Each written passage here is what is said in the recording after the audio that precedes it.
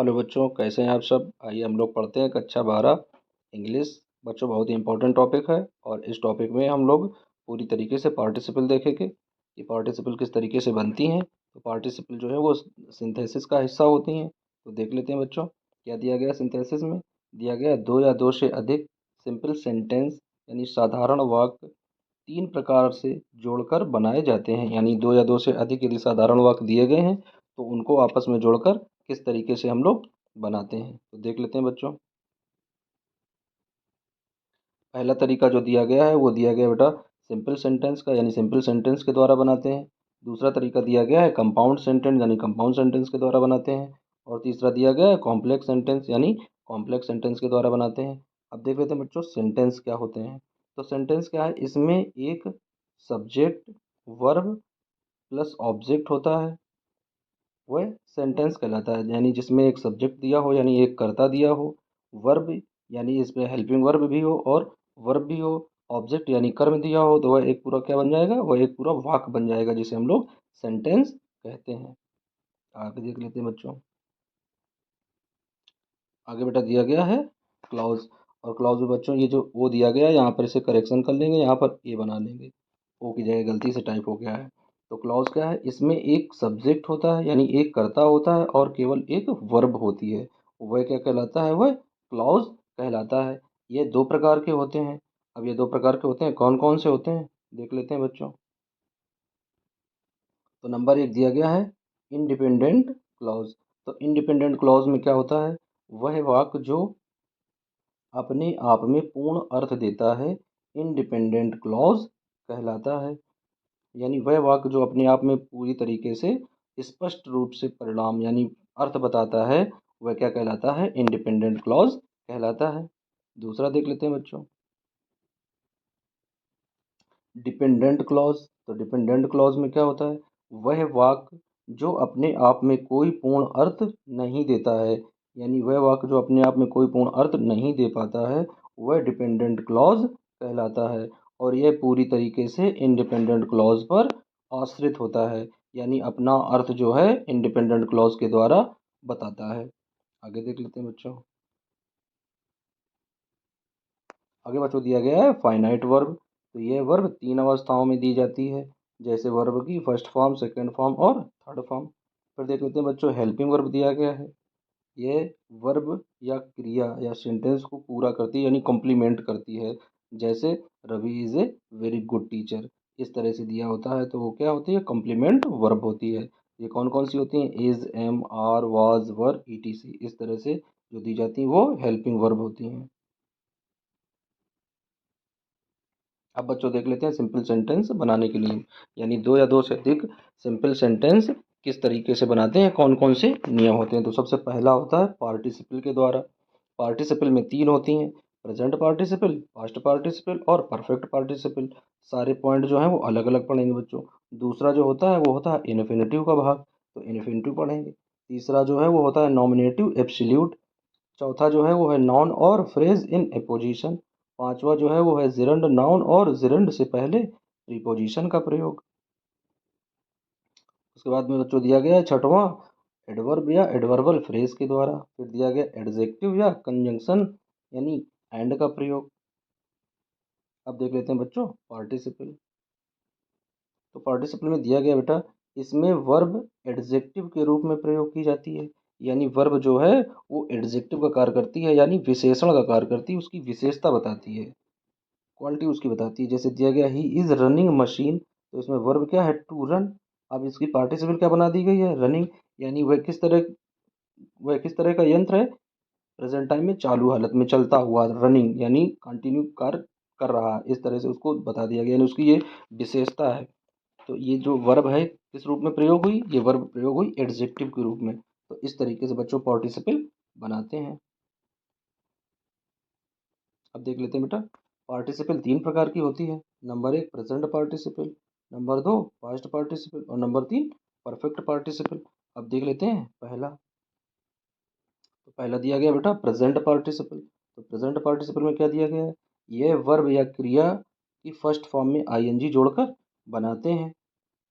अब इसका पहला पॉइंट देख लेते हैं। पहला पॉइंट क्या है नियम का, कह रहा दोनों सेंटेंस की फाइनाइट वर्ब अलग अलग होनी चाहिए। यानी जो दो वाक्य दिए जाते हैं, दोनों वाक्य की जो फाइनाइट वर्ब होती हैं, यानी वर्ब की first form, second form, third form, वो कैसी होनी चाहिए, दोनों की अलग अलग होनी चाहिए, एक समान वर्ब नहीं होनी चाहिए फाइनाइट वर्ब। देख लेते हैं बच्चों दूसरा। दूसरा दिया गया दोनों सेंटेंस में कर्ता सब्जेक्ट समान होने चाहिए। यानी जो दो वाक्य दिए होते हैं पार्टिसिपल बनाने के लिए, उनमें जो कर्ता है, कर्ता जो है दोनों किसी न किसी रूप में एक ही होने चाहिए। यदि एक तरफ कोई कॉमन नाउन दिया गया है तो दूसरी तरफ उसका प्रॉपर नाउन होना चाहिए। अब देख लेते हैं बच्चों, दोनों सेंटेंस के मध्य जो समय अंतराल है वो बिल्कुल ना के बराबर होना चाहिए। यानी दोनों वाक्यों के बीच में समय अंतराल बिल्कुल भी नहीं होना चाहिए। जैसे ही एक वाक्य समाप्त हो, जस्ट तुरंत दूसरा वाक्य प्रारंभ हो जाए। उसके बाद देख लेते हैं जो कार्य पहले होता है उसी की पार्टिसिपल बनाते हैं। किस तरीके से, देखो दिया गया है सी शा ए टाइगर, सी शा ए टाइगर, सी रैन अवे। यानी उसने सबसे पहले कार्य क्या किया, उसने सबसे पहले किया टाइगर यानी बाघ को देखा, और उसके बाद में वहां से भागी। तो सबसे पहले क्या बनाएंगे, सींग ए टाइगर, सी रैन अवे। अगला पॉइंट देख लेते हैं। तो अगला पॉइंट बच्चों दिया गया है कि यदि एक वाक्य में प्रॉपर नाउन दिया हो, यदि एक वाक्य में प्रॉपर नाउन दिया हो और दूसरे में वाक्य में कॉमन नाउन दिया हो, तो कॉमन नाउन की जगह प्रॉपर नाउन का प्रयोग करते हैं। जैसे अब देख लेते हैं बच्चों किस तरीके से। तो जैसे दिया गया है Sita reached home, she took off her clothes. तो अब देखिए सीता रिच्ड होम, पहले वाक्य कौन सा हुआ, सीता रिच्ड होम यानी सीता घर पहुंची। तो पहले ये वाक्य हुआ, पहले ये कार हुआ, तो देख लेते हैं बच्चों क्या आ जाएगा, रीचिंग होम। उसके बाद में सी जो है ये कॉमन नाउन है, और ये कॉमन नाउन किसके लिए प्रयोग किया गया है, सीता के लिए, क्योंकि सीता लड़की है। तो सी को हटाकर क्या लिख देंगे, सीता। तो सीता टुक हर क्लॉथ्स। समझ में आ गया बेटा किस तरीके से बनाएगी। आगे देख लेते हैं।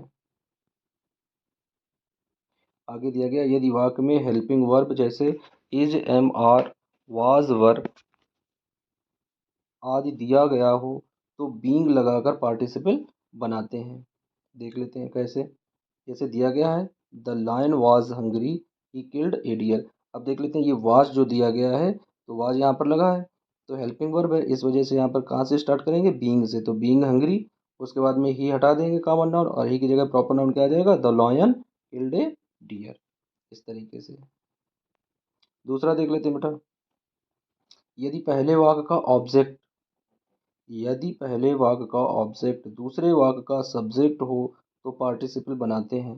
देख लेते हैं जो किस तरीके से बनाते हैं। जैसे आयशा रवि, मैंने रवि को देखा, he was abusing his neighbour, वह अपने पड़ोसी को गाली दे रहा था। तो देखिए इसमें आयशा रवि, इसमें रवि जो है वो ऑब्जेक्ट है यानी कर्म है, लेकिन दूसरे सेंटेंस में जो दूसरे वाक्य में दिया गया है ही, ये ही जो है रवि के लिए प्रयोग किया गया है। तो पहले वाक्य का ऑब्जेक्ट यानी कर्म, दूसरे वाक्य का सब्जेक्ट यानी कर्ता का कार्य करता है। तो किस तरीके से बनाते हैं, आयशा रवि, उसके बाद में ये जो कॉमन कॉमन नाउन और जो हेल्पिंग वर्ब है दोनों चीज़ें हटा देते हैं, और आगे की चीज़ जो है एब्यूजिंग हिज नाइबर, इस तरीके से लिख देते हैं।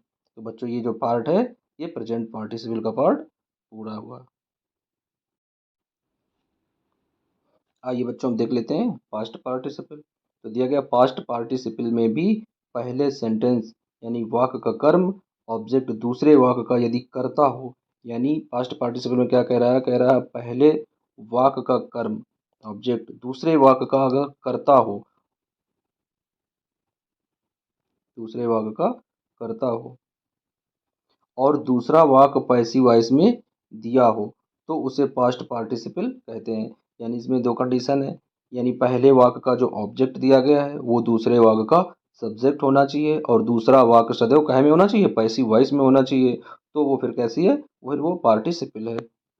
और कौन सी, पास्ट पार्टिसिपल है। अब देख लेते हैं बच्चों किस तरीके से इसे बनाएंगे। तो एग्जाम्पल क्या दिया गया है, दिया गया आई सा a man, he was dead. अब देख लेते हैं आई सा ए मैन, आई माने मैंने, सा माने देखा, ए मैन मीन्स एक आदमी, यानी मैंने एक आदमी को देखा।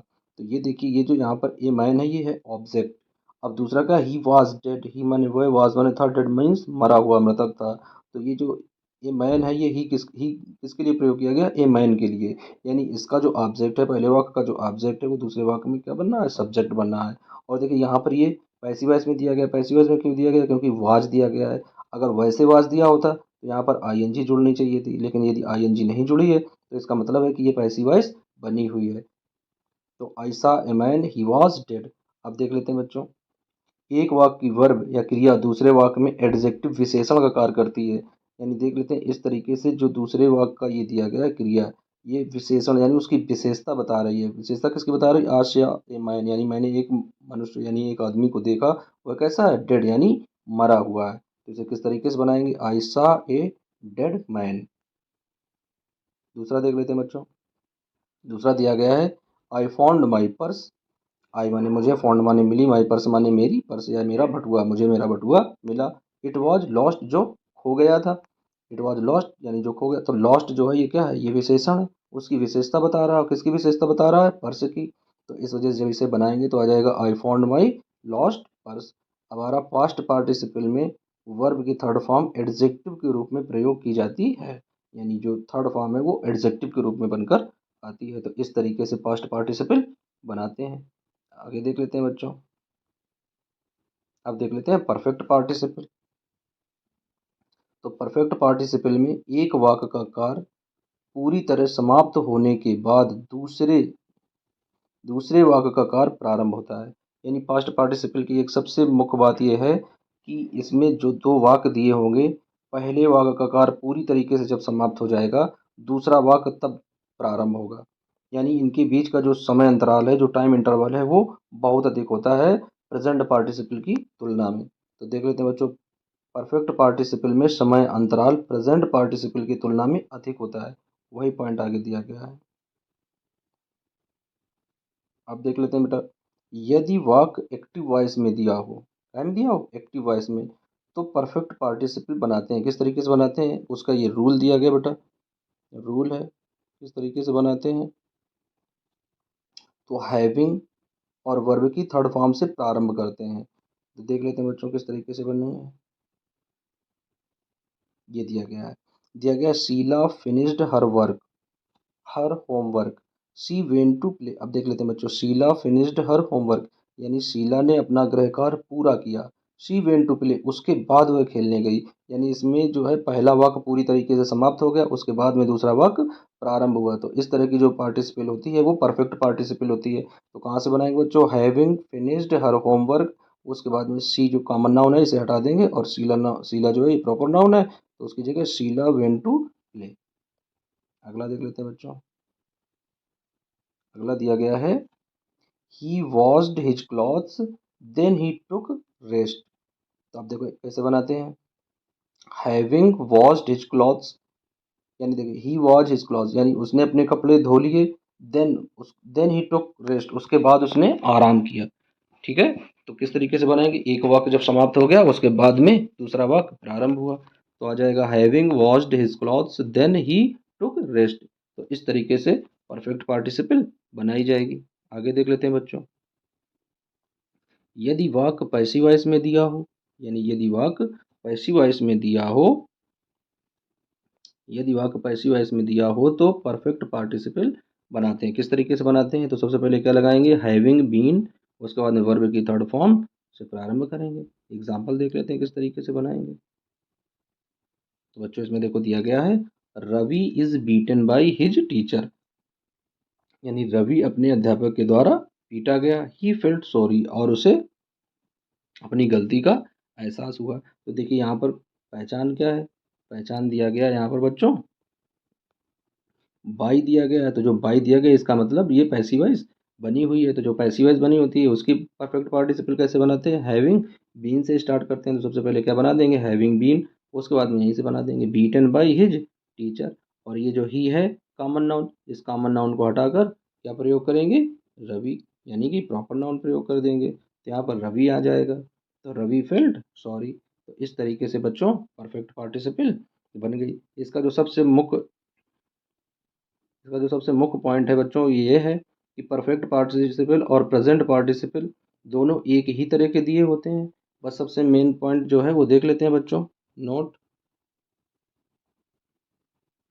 कि प्रेजेंट पार्टिसिपल और परफेक्ट पार्टिसिपल में बस टाइम इंटरवल देखते हैं।